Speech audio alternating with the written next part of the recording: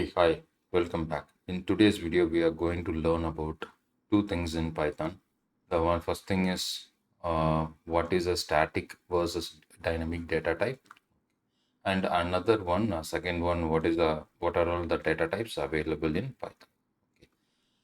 Okay. Let's start with the static versus dynamic data type.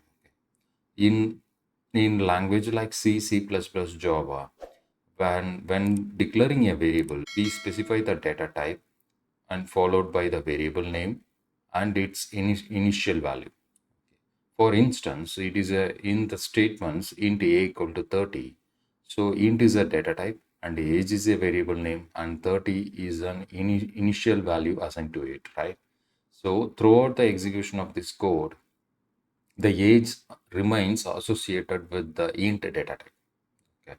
So if there is a need to change the data type of a age, then we must redeclare it with a new data type.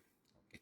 The characteristics where the data type of the variable is determined at the compile time and remains fixed throughout the program execution is referred to the static type.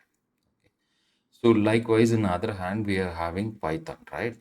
So here also we are declaring a variable age equal to 30. Okay. So Python is a dynamically typed, means you don't need to explicitly declare the data type of the variable. Okay. So when you create a one, instead the Python automatically determine the type of the variable based on the value assigned to it. Means so it is a dynamically typed one programming language. Okay.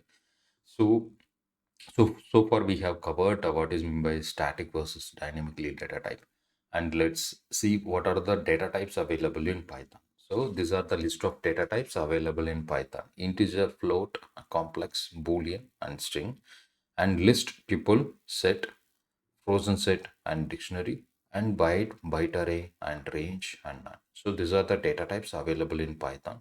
So in upcoming videos, we will see one by one the data types one by one in Python. Thank you. Stay tuned.